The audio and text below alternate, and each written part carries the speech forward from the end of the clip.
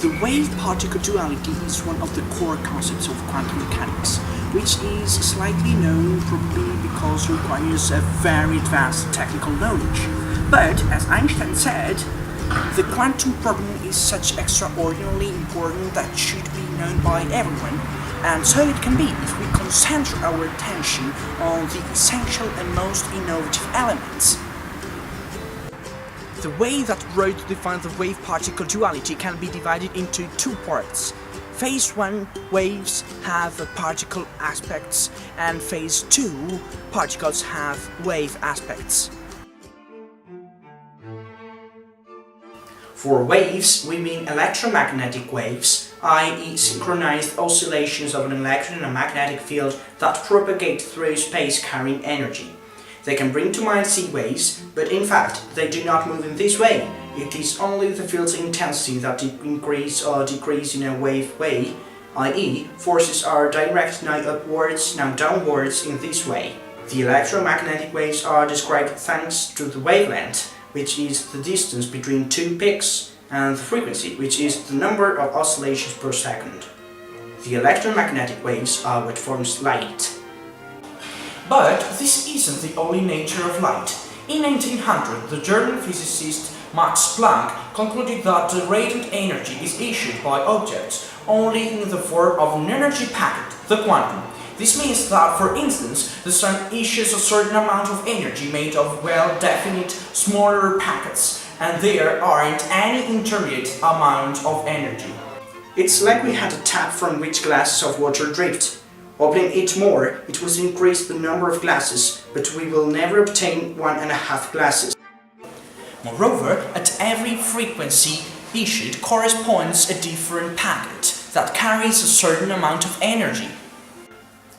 If we look at the spectrum of the Sun, we will see that it issues all the quanta with a different wavelength in a certain number of quanta red waves, a certain number of quanta of yellow waves, a certain number of quanta of green waves, etc.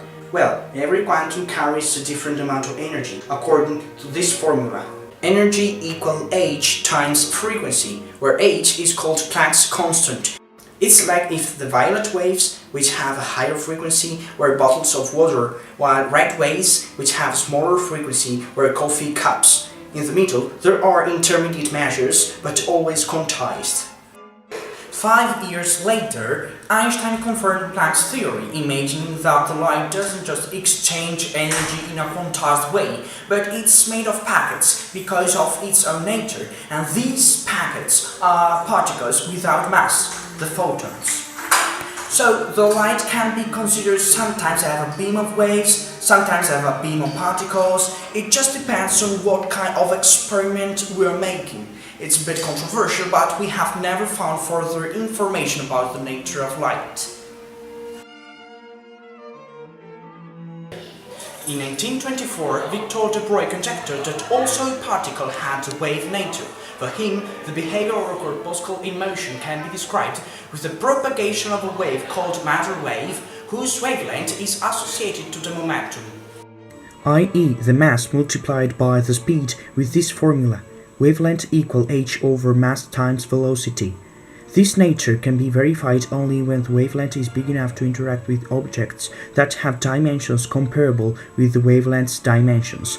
So, if at a certain velocity you had very small mass as the electron's one, you'd have a very big wavelength compared to the electron dimensions. So, the wavelength of an electron can be perceived in a very strong way.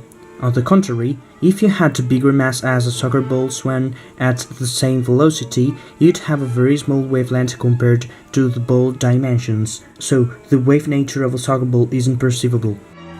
The fact that objects have a wave nature doesn't mean that they move into space as waves. In fact, an object's wave is just a probability wave. I mean that the probability to find an object in a certain position depends on its wavelength.